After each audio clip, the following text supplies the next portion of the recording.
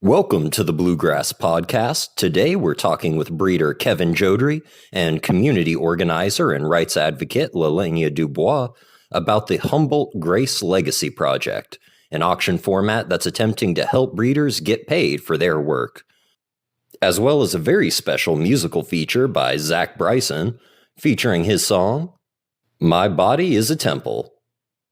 All that and more, so let's get started. Kevin, do you maybe want to explain to some of my listeners just a little who you are and what you do? Yeah, sure. Kevin Jodrey.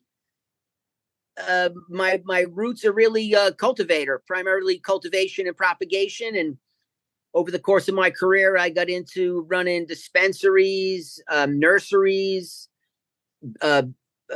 Was part of the creation of Ganjier originally, and then worked with Ganjier as an instructor to help drive forth, a better conversation in cannabis, so that people are more aware of how to use cannabis in a way that's beneficial for them.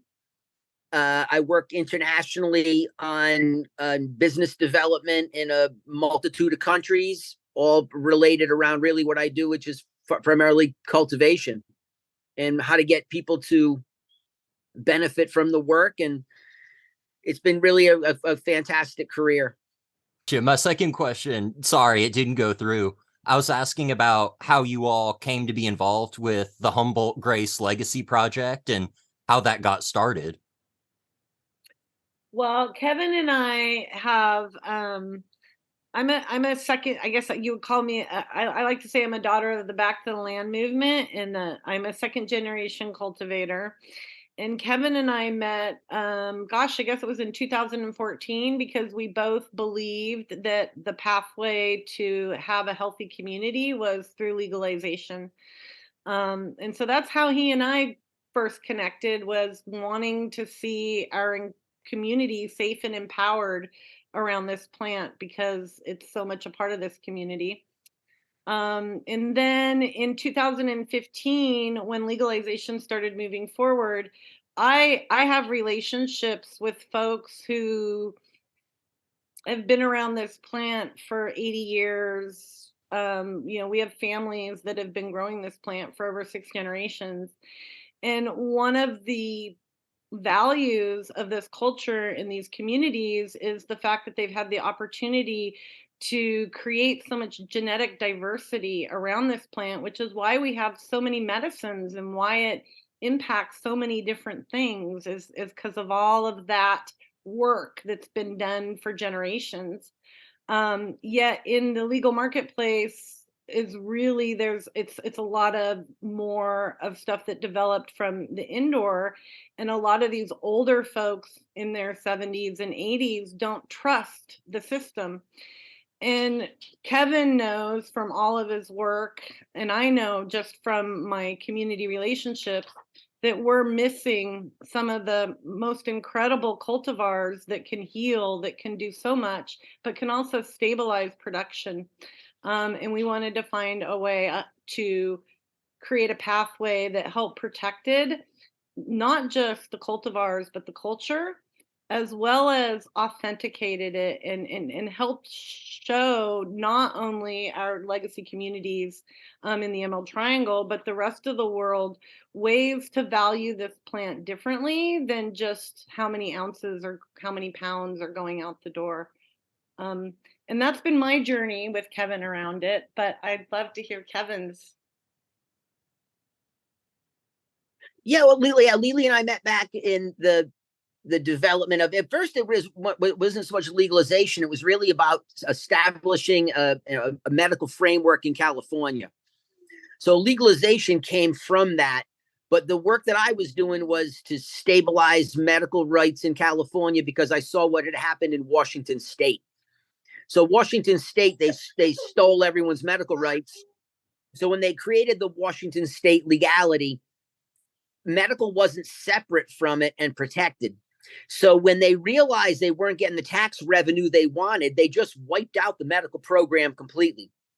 And so I had been approached by a group from San Francisco that said, hey, if you were able to help us, we think we would be able to drive this forward.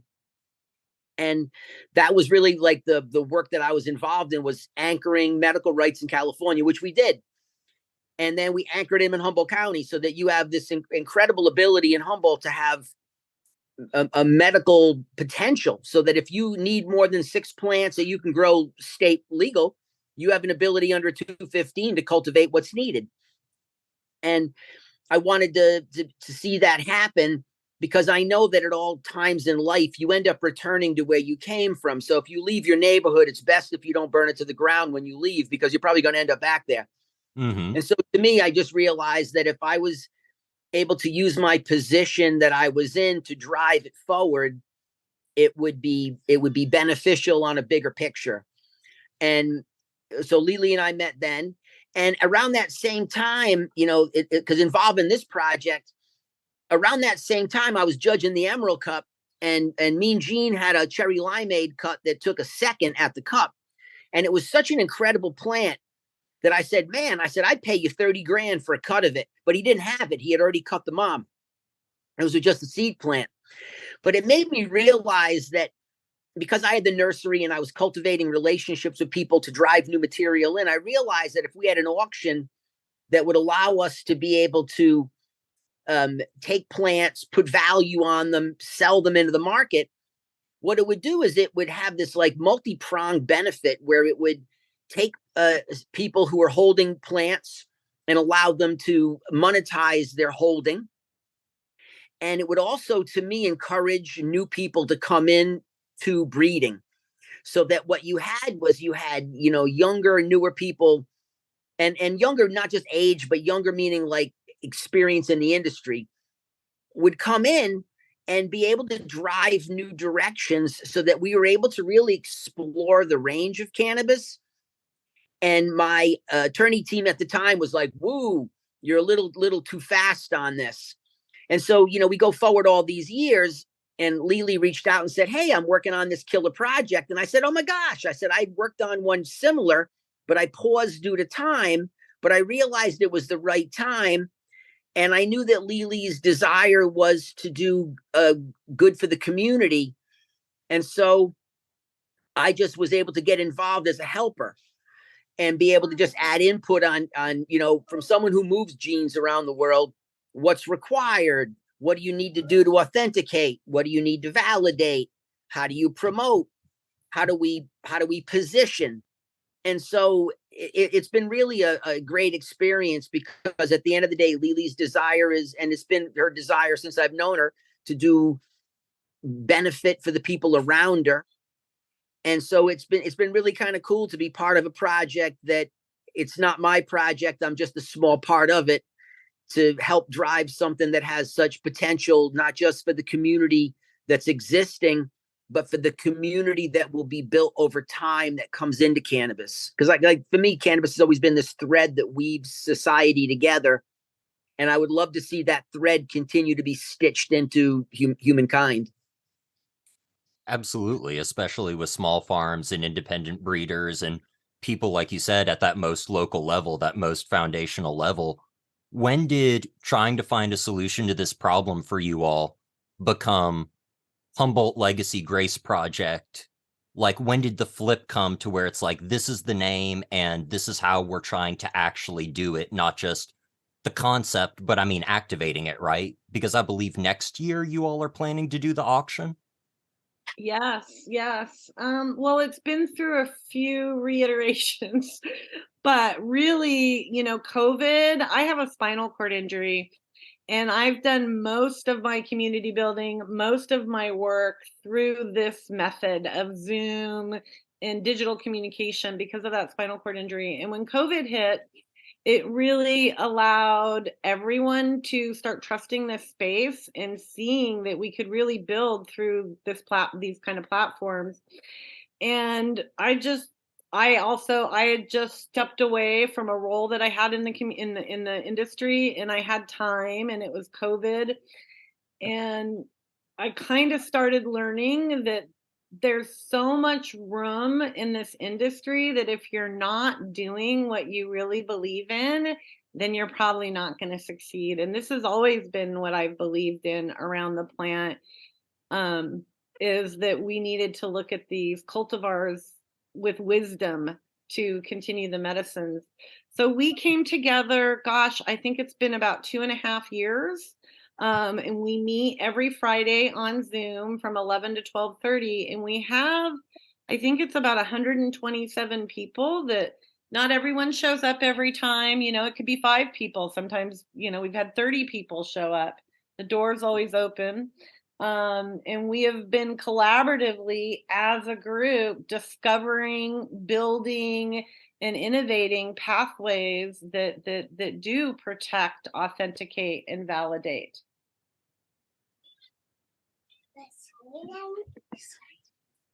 And where in it did, like, I know you all have a white paper where people can go to and they can see what actually are all of the points you're looking for.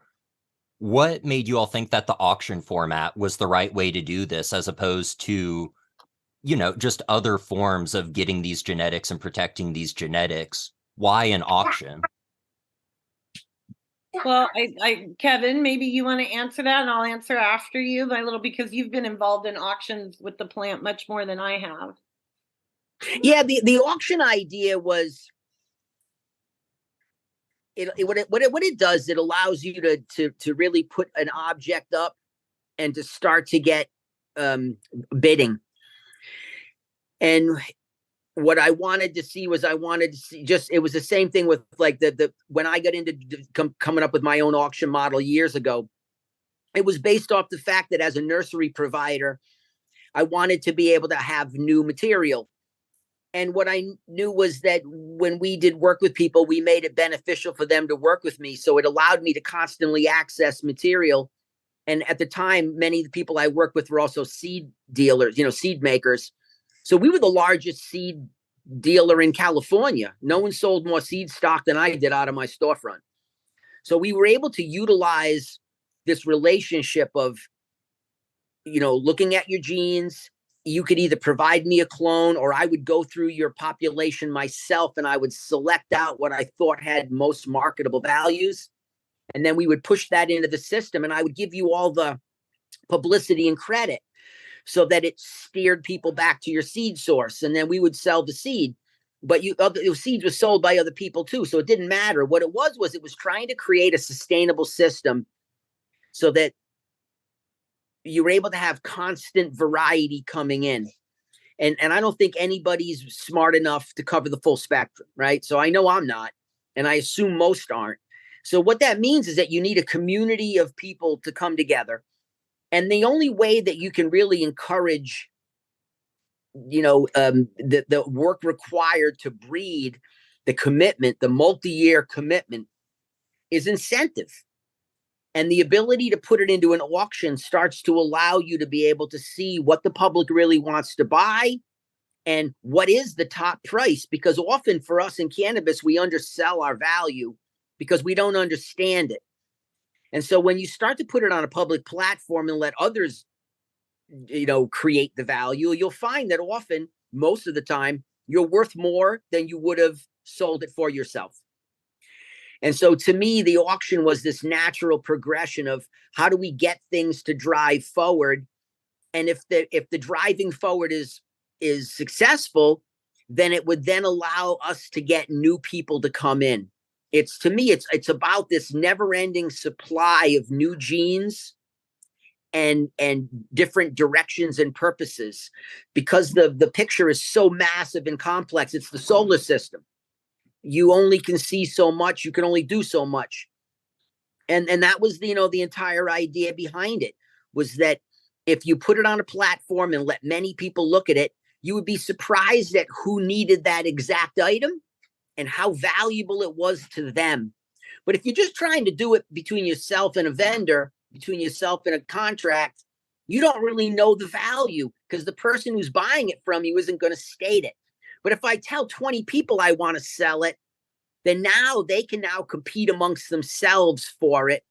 And it starts to drive the awareness of the value of genetics. And so this whole valuation system of how do we make people aware that this plant that you're going to base an operation off of. And so I can use foundation plants, like we'll use gelato, because gelato, for the last 10 years, 9.5 years has been the dominant plant in the system. How many billions, tens of billions, 20 billion maybe in value created from a single plant?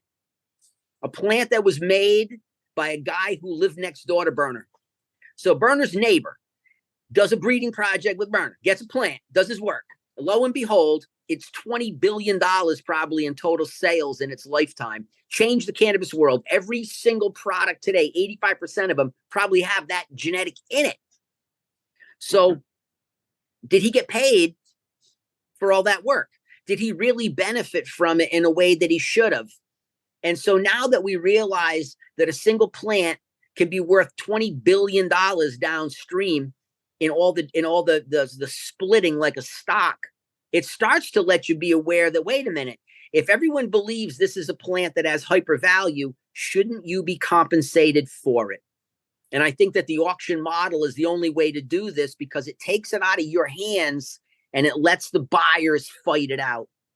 And I don't think cannabis people are necessarily as understanding of the value of it, because for most, they live in a microcosm, a miniature world of, I'm a farmer, I farm, I produce a thing, it leaves. But when you're looking at it from a global perspective, a small farmer in Indiana can absolutely impact the earth. And that's what really we wanted to be able to highlight and take some of the problems out of the hands of the farmer. So the farmer, the breeder, they do what they're good at, which is create and produce. And then you put it into a system where there's a way to quantify payment. So how do you get paid? How are you protected? What's your contracts? And you don't have to personally create the auction yourself. So it was just really, it was a beautiful idea. And Lelehnia and I had the same idea. It's just that Lelehnia has, I would say, she woven into the community in a way of like community wholesomeness. And I respect that. And so for me, when, she said, hey, I want to do this, I said, hey, I'll support it, because really I support you. And I know that your intent is good. And I know that you're going to do the best you can, because she tries that with all the things she does. So it makes it kind of easy. You know what I mean? Yeah. In order for the community to work, you all have to play a role. And in this particular case, I'm just a helper, which is great, because in most of the stuff that I'm doing, I'm not a helper. I'm the one running it. But in this one, I'm just there to help and assist someone that I respect, who wants to see people do well. And for me, I look at it from the business end of it, of what happens when you do well. It drives innovation forward, and it allows us, the creators, to not get lost in time. You get dragged forward, and it creates a validity for all small farmers, and not just in Humboldt and Emerald, but across the world. Because really, all small farmers to me are in the exact same plight. We're underrepresented, we're overworked, underpaid, and the network amongst us globally is what creates the work that all the larger companies use. Very few things created and used are created by those bigger companies. They gather things from people, they underpay, they underdeliver, and then they profit like crazy. And Lelehnia's goal was to turn that upside down, to allow people that really do the work and should benefit to benefit. And so it's really nice to work with somebody whose desire is that, because the inclusiveness, and Humboldt Grace is a really fitting name, because it's graceful and it's elegant and it's gentle, and it's a really, really kind way to look at business from a true community perspective, which was from her back to land roots. Oh, thank you for all that, Kevin. I want to add one more thing to why an auction. I didn't understand this when we first started on this journey, but if you Google auctions, you will see that auctions have won 2 Nobel Peace Prizes because of the way, like Kevin just said, they can switch the game around, and they create equity. It's a true way to create equity for the creators, for the owners, because of the competitive pricing it can create. But also it does something else. And what I love is education. Kevin and I are talking about a marketplace that is still really new. A lot of people don't understand the value of their cultivars, or whether, we have a cultivar in the group. A breeder has one that actually is resistant to hops latent virus. We also have another phenotype, two phenotypes of a skunk one that have a really rare allele combination that makes them very unique. This changes the value of both of these plants, how they would be used, how they would be marketed. And we saw within our community, Kevin's been doing this for years. Other people in the group have been doing this for years, building licensing contracts so they get royalties, selling their product at an elevated price because they have done the research and they have the science to back it up. And we saw this as a pathway to, instead of empowering our communities to go big or go home, to stay small and innovative and lead the market through their innovations around the genetics. But no one understands what we're talking about because everybody likes to smoke weed and the politics are all around the economics. So we needed a vehicle to educate what an allele is and how an allele changes things and why these things are beautiful and important of value. And if you look at the history of auctions, not only have they won a few Nobel Peace Prizes, but Christie's Auction House, Sotheby's, all those places that we know that sell the most expensive, exclusive, unique art in the world were developed to teach those communities, to teach the average man the value of a brushstroke, the value of unique pigments, why when it's made with this, it should be worth $100,000. And when it's made with this, it's worth 10. And we see the plant like those works of art, and we see the breeders like those artists. And the world needs to be educated on how to value these. And an auction is a really fun, exciting way to educate on why is this allele combination in the skunk exciting? How does this terpene profile come out? How can we recreate that terpene profile? Because we love that plant so much. And so we see so much education opportunity as well around it, as well as being able to, as Kevin mentioned before, create more competitive pricing based on the actual value of the plant, not just how much it weighs. I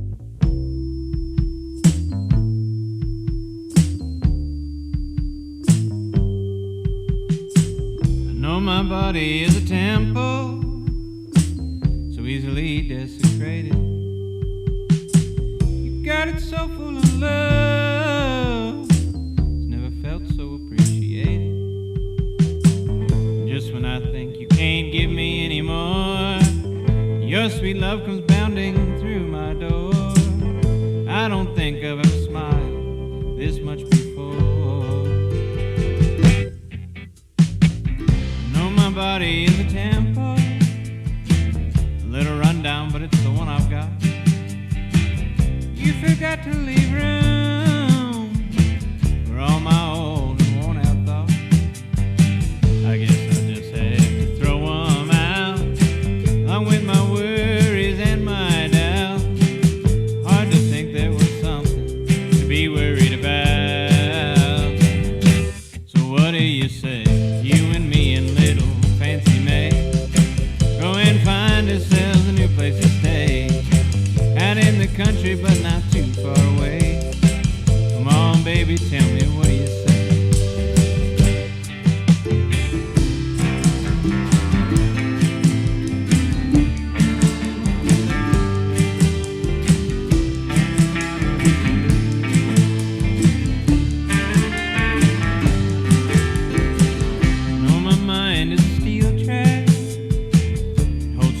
All I want to forget. Lately it's hard to remember just who I was before.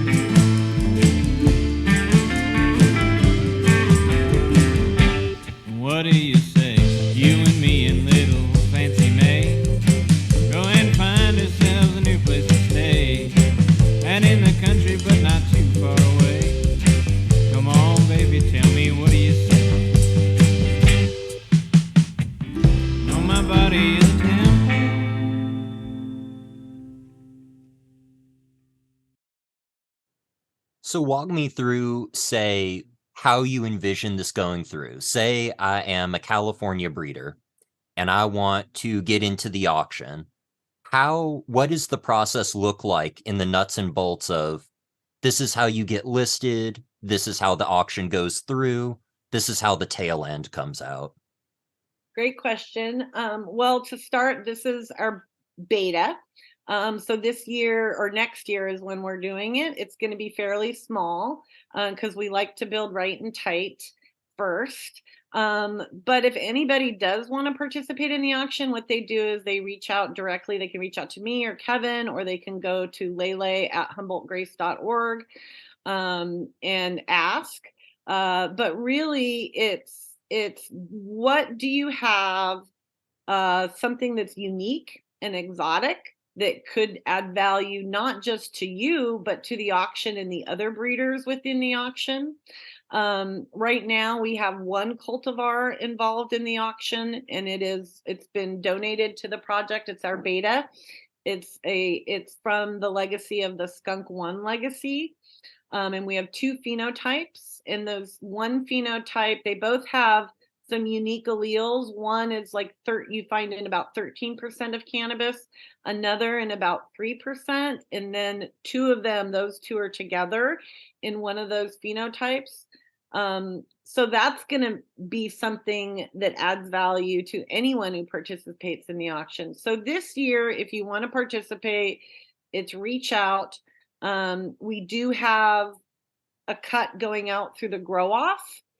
So any of those farmers that participate in the grow off are going to get first access to the Skunk One number 3, which has one of those rare alleles in it. The Skunk One number 1 has the two together, which makes it a little more rare.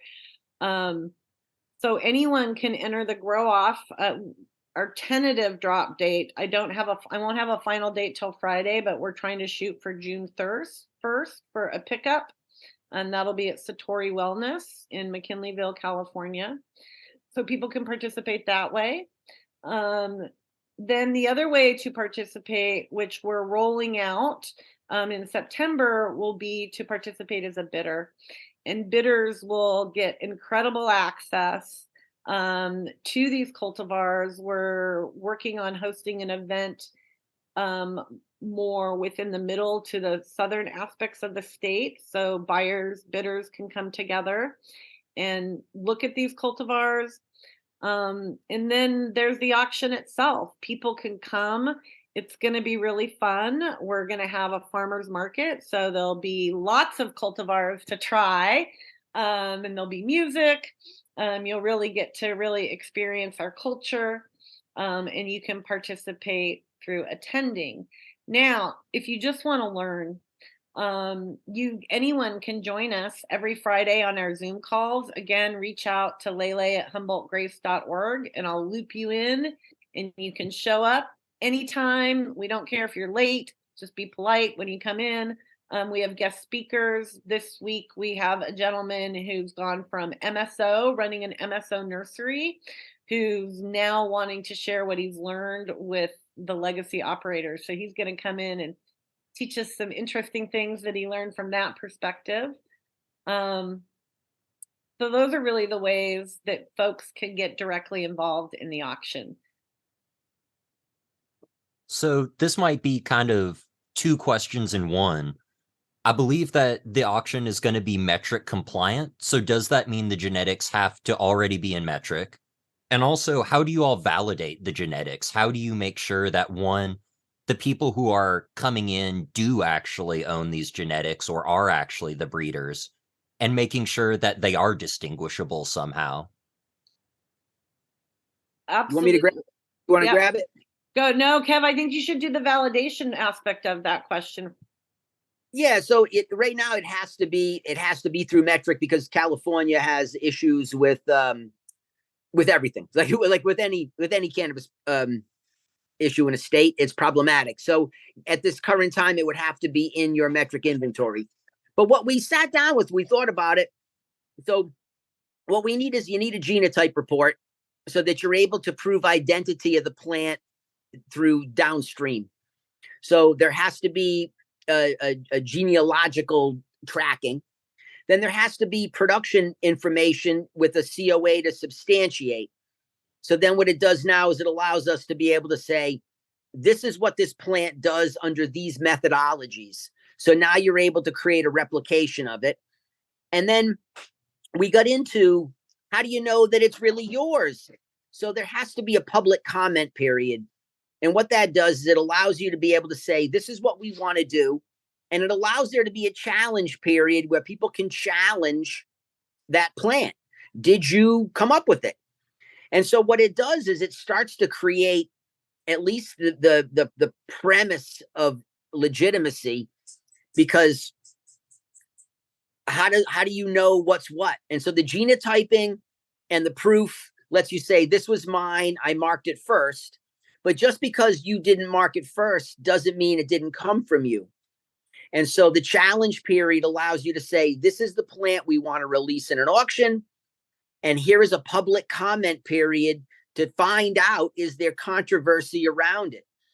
And that's really the only way you can do it, because unfortunately, there's never been any proving of anything. And with plants, it was always like, who sourced the cut. So like my name's connected to a bunch of plants that I said, this is the cut that we use to do this project. So they put your name next to it. And that kind of validates it, because then they say that's an identifier. But that doesn't mean that I'm the original owner of it. It just means that I'm the one who found it and then promoted it. And so the idea of being able to create a challenge period was critical, so that it allowed people to be able to say, wait a second, how do we get to this point? And what that does then is it starts to create, I want to say, like the good feelings with the plant, so that the people who buy the plant aren't knowingly buying stuff that was stolen. And it allows them to be able to buy something and have unequivocal ownership of it. That when they buy that plant, it's theirs. There's no challenge on that plant. And the contracts can be set up. So if I wanted to be only, 3 people in the world to have the plant, you're one of the 3. You could be the sole individual. I could put restrictions on what the plant's used for. I could put, direction on how I wanted it approached. All of those things can go into contractual law, so that the people who buy the plant are under some guidelines. And then on the flip, then there's also no guidelines. You buy the plant, you do what you damn well choose with it. So that way, what it does is it creates the ability for the individual entering the plant into the system to be able to have some sense of control. And it allows there to be a far better validity in the system in terms of honesty. So that what you're not having someone do is run around and gather up all the plants they get their hands on, stamp them all today, put them into the system.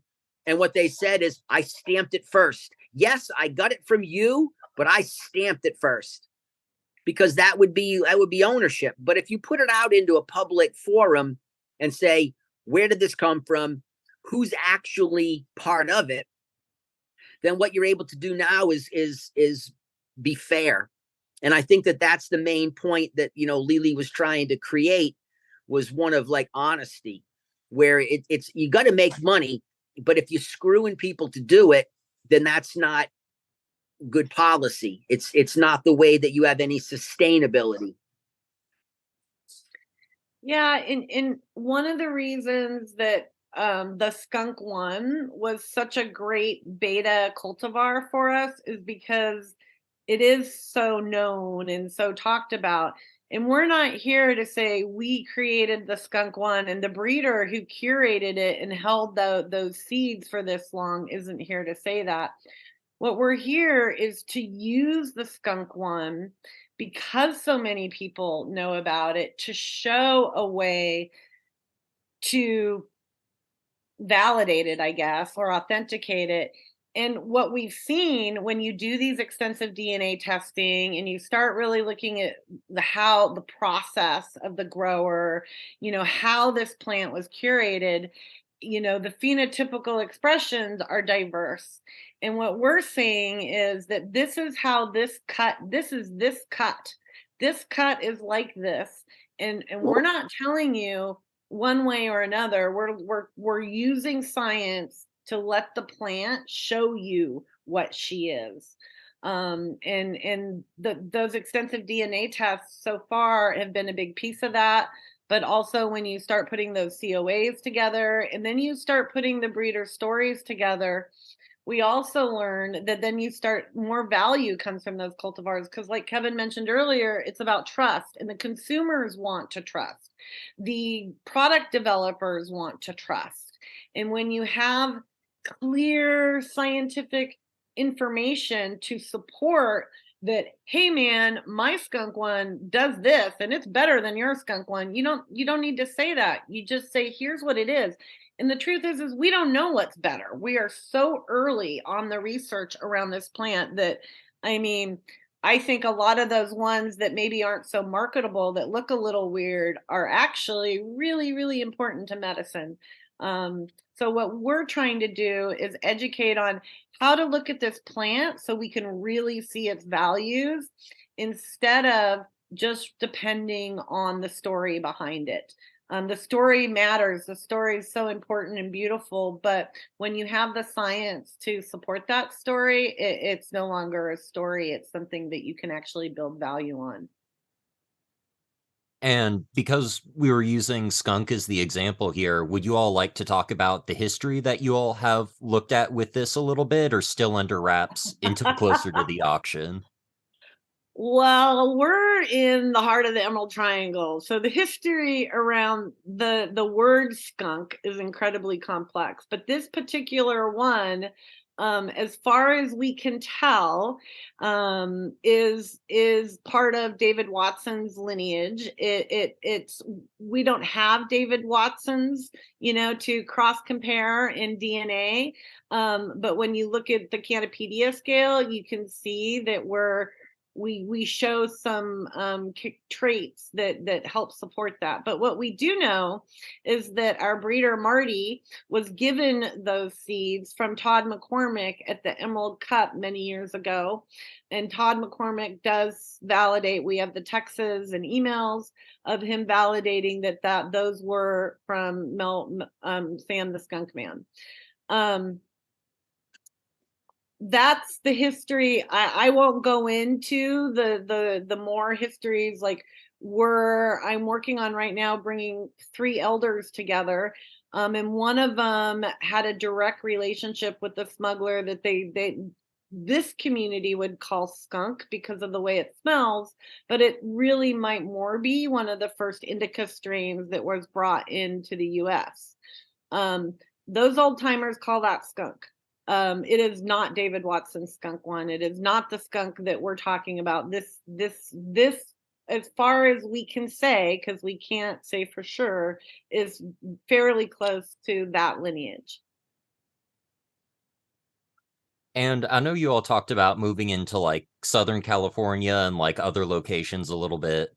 And I know you're working on this first one still, but do you have any ideas about setting up auctions elsewhere or trying to expand the auction into a larger format? Like, do you all see this being an annual event, a constant sort of platform? How does this go forward? Well, so the auctions in Central or Southern California are not auctions. They're what we're calling bidders tastings. And it's really for the bidders to come in, really get to know the breeders, really get to see the cultivars, hear the stories, and taste some of it. But where is this going next? Absolutely, we want this to be a yearly event. Like Kevin mentioned, innovation is a big part of what drives all of us.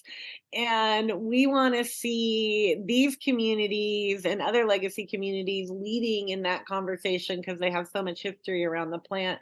So we see new cultivars, amazing new cultivars coming out every year. And this is the place, kind of like Fashion Week or Nouveau Beaujolais in France, where you go to get the first new wine roots.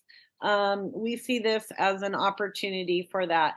Where it's going to go, if it goes national, international, I don't care to speculate on that.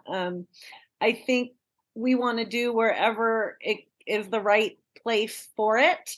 And I would never want to limit this group if moving this or traveling with this auction would not be a good idea. But right now we're really focused on getting next year's event right and tight.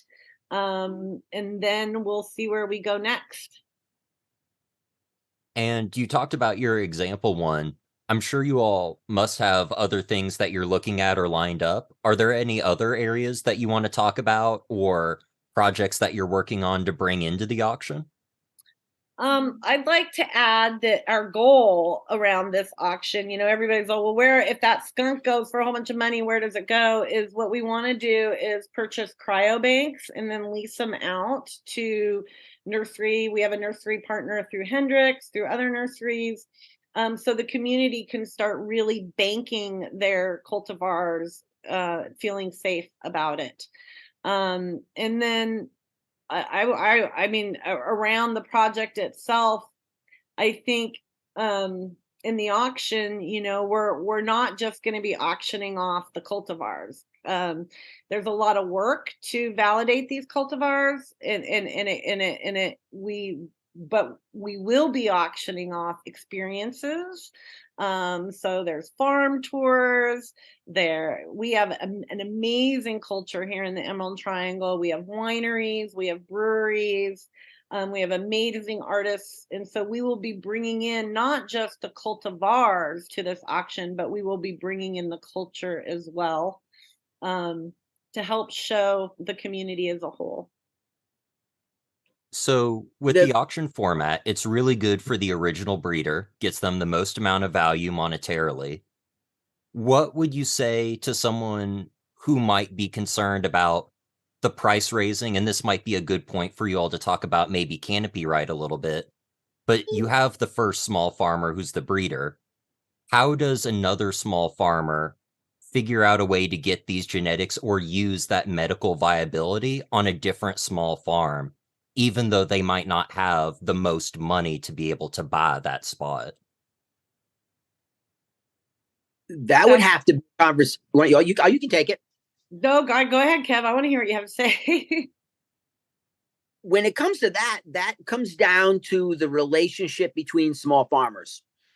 So small farmers you could approach the farmer and say, hey, I don't have the ability to work at that budget level. Is there a way that I can work collaboratively with you in any fashion so that we're able to make joint benefit?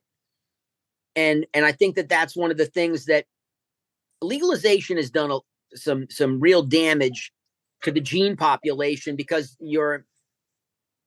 legalization to me was important because it allowed people who were afraid of breaking the law to access cannabis. And prior to my 15 years of owning dispensaries, that shit I didn't catch it. I was not ill. I was criminal cannabis. And so to me, I didn't understand how incredibly valuable cannabis was to people who had medical ailments, where it was the product they needed. It had this true validity. Once I got into medical cannabis, I learned that. And that's really why I went after the medical rights and the ability for people to gather cannabis freely, or at least without stigma, because I saw so many people die that they potentially might not have if they had gotten into endocannabinoid system stimulation and therapy earlier. So legalization to me was necessary to get the mainstream to benefit, because so many of them were caught up in what's right and what's wrong, and this is illegal and not illegal, and it was just killing them. And so for me, the population I saw getting beat up the most was not the cultivators. It was people who were legal getting killed because they couldn't touch cannabis without fear of some reprisal.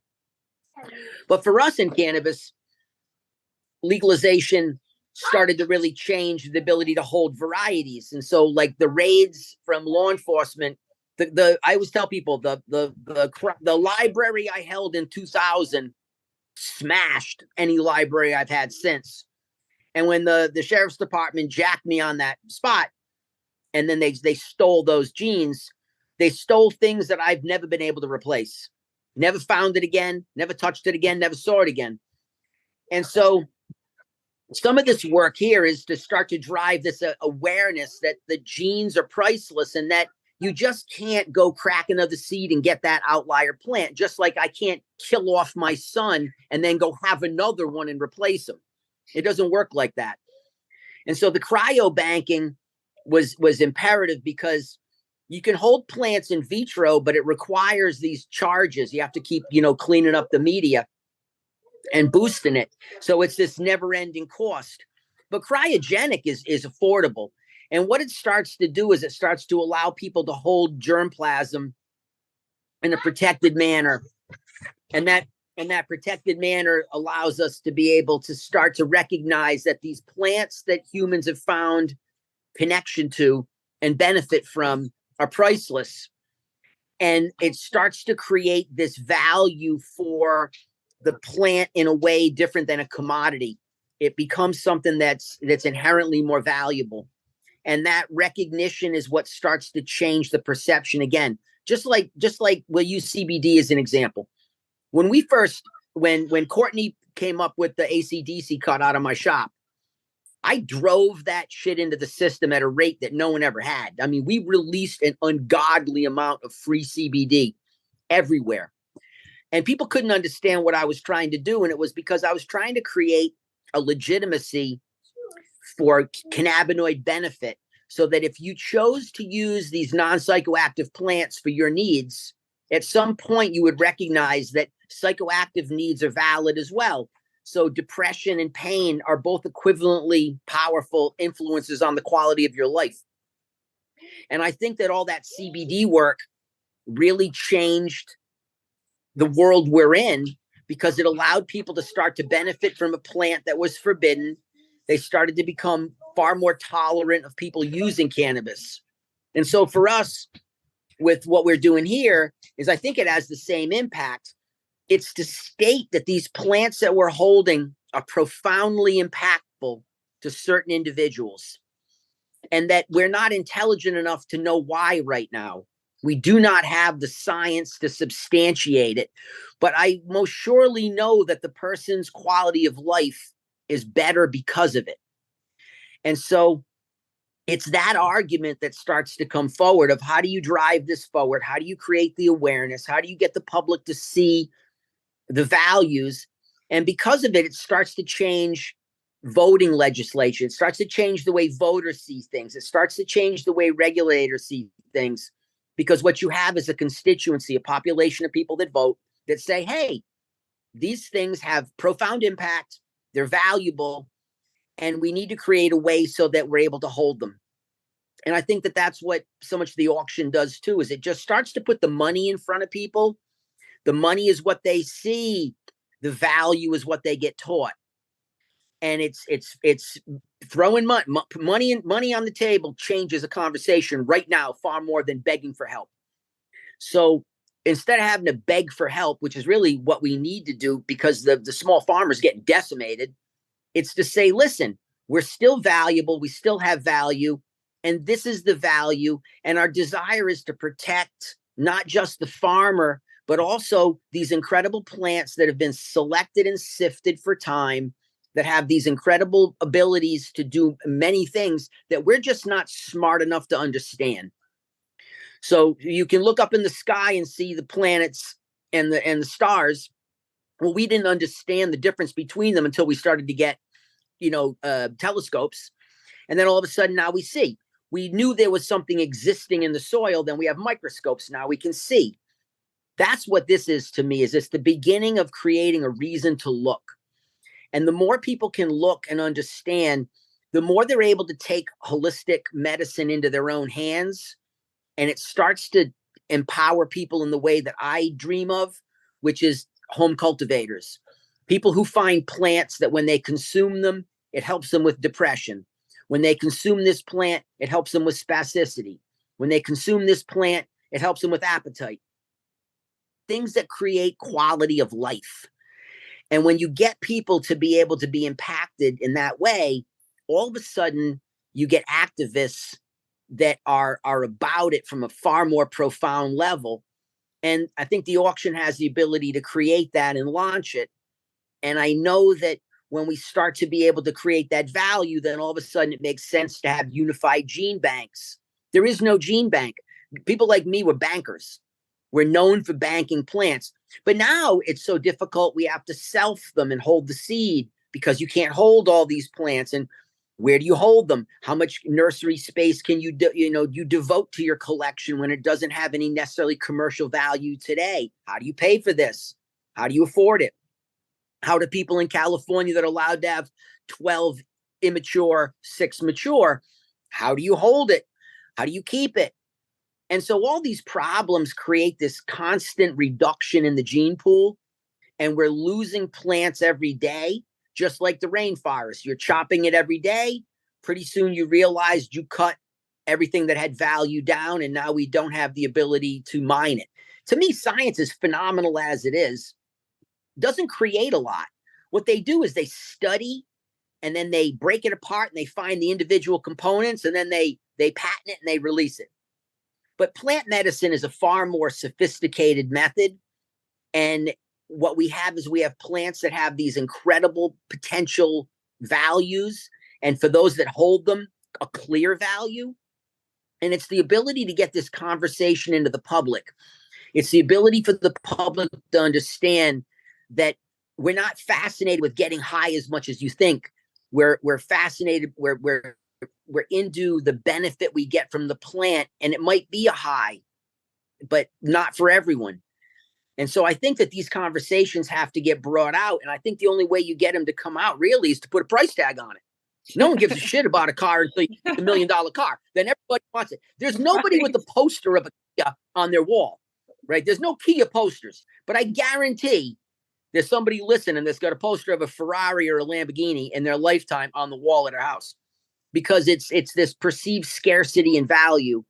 And I think that when we're able to start really showcasing and highlighting this fact, then what it does is it begins the process of creating legitimacy for every crop, because you have the same problem in Colombia, same problem in Thailand, same problem in Mexico, same problem in Pakistan, Afghanistan, and Lebanon. You have historical Africa, historical populations that are being compressed, that are being diluted, and we're not smart enough right now to be able to really preserve and protect. But once you put a price tag on it, all of a sudden it becomes valuable enough to do so. So it drives it. But for me, when you start to create that value, the small farmer now can benefit, but the small farmers historically have been pretty good to each other. And I think that once we start to create auction systems and blockchain registration and payments that are real, so when they touch the asset, the check gets cut when they touch it. They don't get the asset, then pay you. When they touch it, it automatically pays you.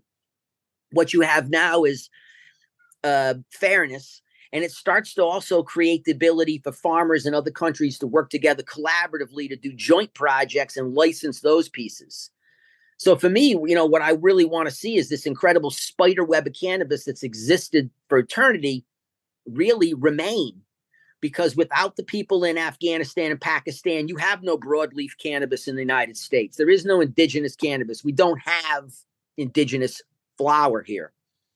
And so what we need these relationships to be sustained, and we need them to be beneficial to all people. And I think for the first time, the small farmer in the United States really understands they are small farmers. They're not drug dealers. Drug dealers get paid. Farmers get fucked. The farmers get screwed. Oh.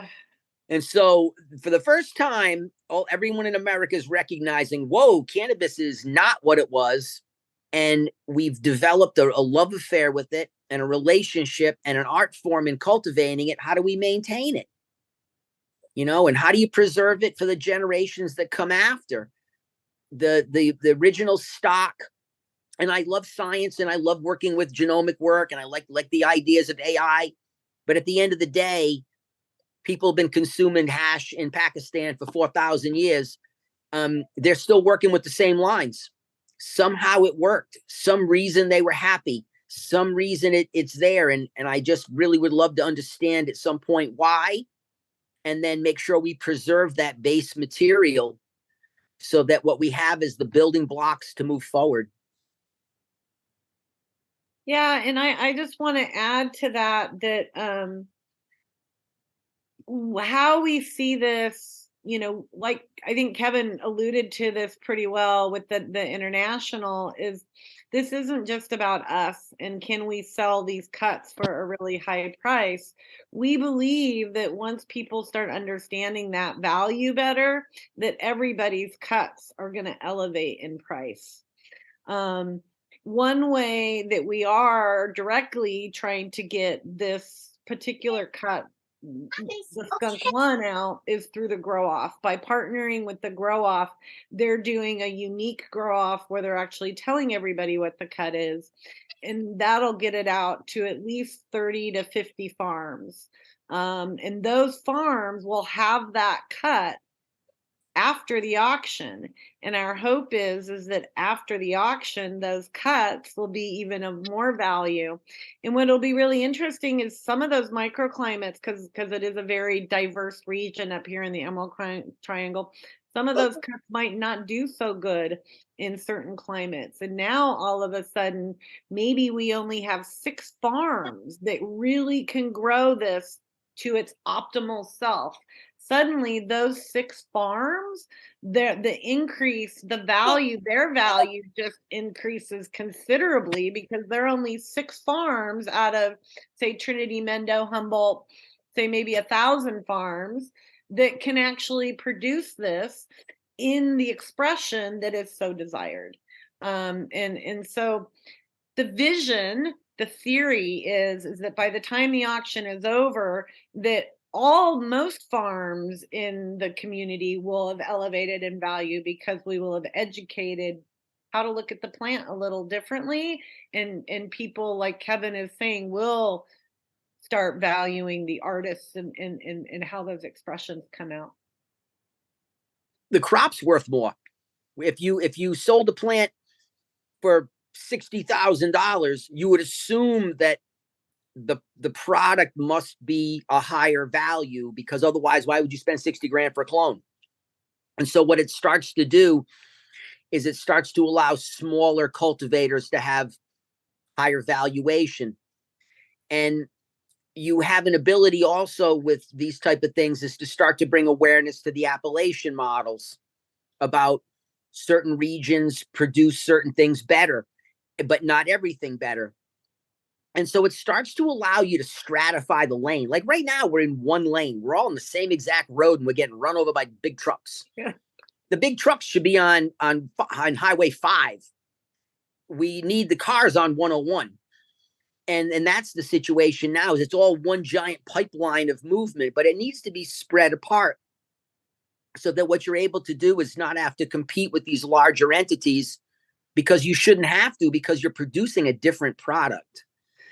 It's not about we both run the same plant, but mine's a little better. Well, yours is is half the price, so it becomes a moot argument. It's when they don't have something specific. And the auction also does some interesting stuff, because it starts to allow you to find where valuations exist and what things are perceived to be valuable. And you as an operator could even say, I want to place something up for bid, and you put a reserve on it so that it sets a high price. It'll let you get a pretty clear idea of what the valuation is, even if you don't sell it, because really what you're trying to find out is what's the traction, the stickiness of this object. And once you know that you put a $60,000 reserve, you got up to 45 on the bid, it lets you know that what you're holding is something worth $45,000. That allows you now to be able to advertise that with your product. It's any tool possible to me, because really we're just getting the living shit kicked out of us as small farmers. There's no other way to put it. There's no euphemisms that go with this one. Oh, it's going to be a great day. We're talking it's a bloodbath. And it'll be a bloodbath in every single state in the United States, no matter what we do. And each country that comes online, the barriers to moving product become extremely prohibitive. So when you take the groups in Pakistan and you say, listen, you need to be EU GMP standards to move this, then all of a sudden, who actually has the ability to do that? Who can create a factory that's at that level?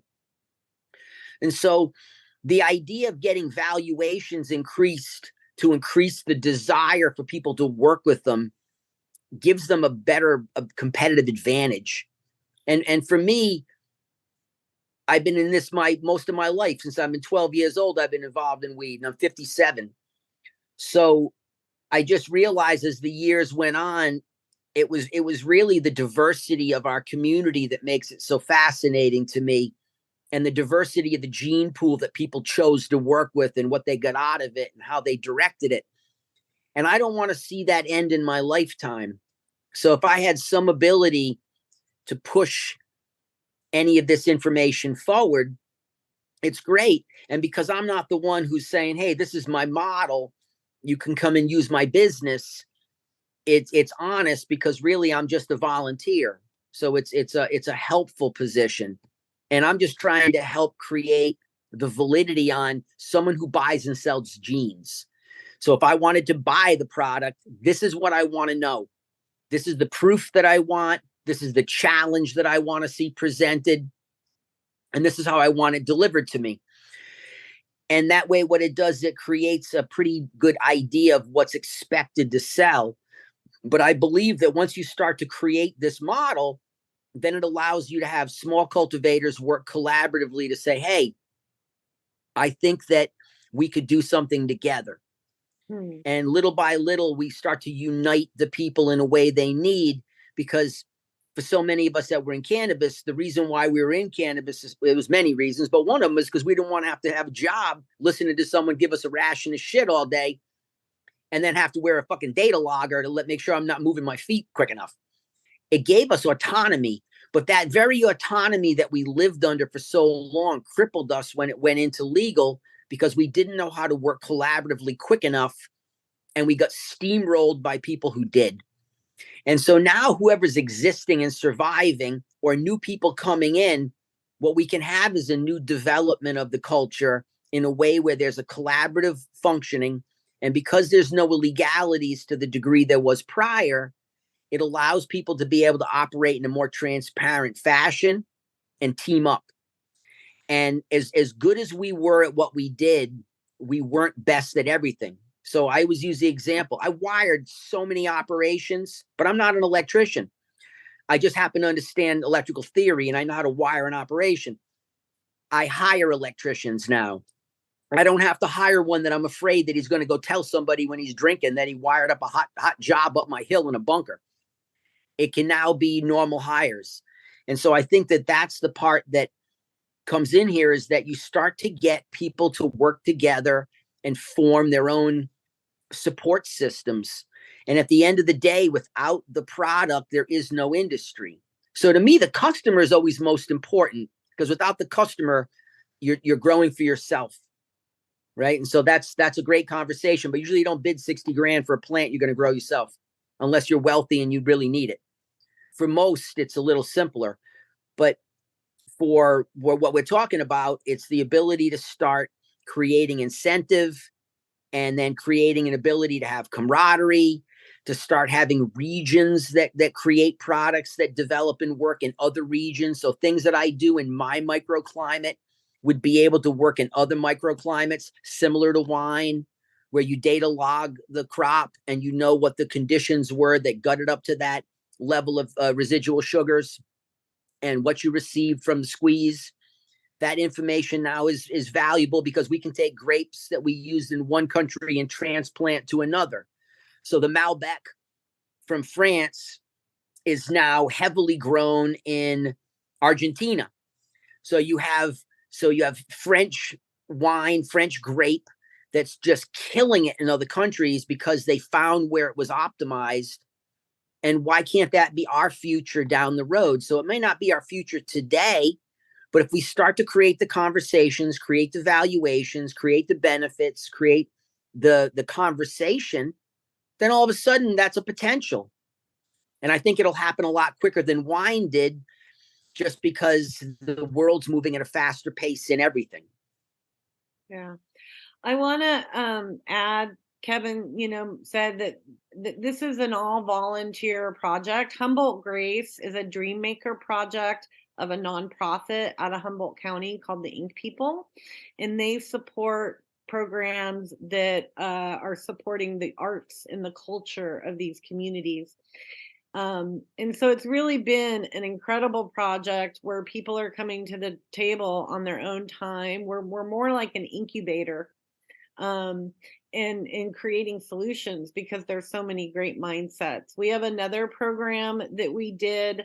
These regions were hit by fires really hard last year and the year before, and we created a project called the Humboldt Grace Fire Recovery Project, and we gave out over 8 $500 vouchers to folks, back to the landers, cannabis farmers, community members, that were impacted by those fires. So this auction does auction off cultivars and does make money for those breeders, but it also is about supporting the community as a whole. Because we survived this for so many years and for generations because we do all work together and collaborate. And so that's a part of what our mission statement is, to empower, collaborate, and educate. We also are coming up with a show. It's going to come out in June, and Kevin is going to be the host of that show. I'll be behind the scenes producing it. We have a great Berkeley filmmaker from UC Berkeley Film School that's going to help us edit it. And we'll be getting it out through multiple networks, but US Weed Channel will be one of them. So really, we're this amazing group of people that want to empower all these farmers in all of our community. We can't always directly make that happen, such as monetarily or giving the cuts away. But everything we build, just because of how we were developed and who we are as a group, we believe in the butterfly effect, or some people have called my effect the dragonfly effect. And so we build to create positive impact overall, and hope to see it empower lots of small farmers and lots of legacy breeders. I feel like I ended on a tough question. Before I let you all go, was there anything in particular you all wanted to bring up or like talk about? Yeah, tune in, check us out on our Instagrams. I just switched it's the Humboldt Legacy Project and the Humboldt Grace Legacy Project on Instagram, and then there's Humboldt Grace. And you can find Kevin under Kevin Jodrey, and you can find me under Lelehnia Dubois. But tune in, because this is truly a grassroots, 1,000% volunteer effort. So we roll out in steps, but we've been working really hard for 2.5 years, and we're gearing up to roll out a lot of steps. And the first one is this show that Kevin's going to be hosting around the Legacy Project. And he's going to be interviewing some amazing people outside of our community that are involved in science and technology, such as the owners of Canopy Right, who are one of our partners, Kevin McKernan from Medicinal Genomics.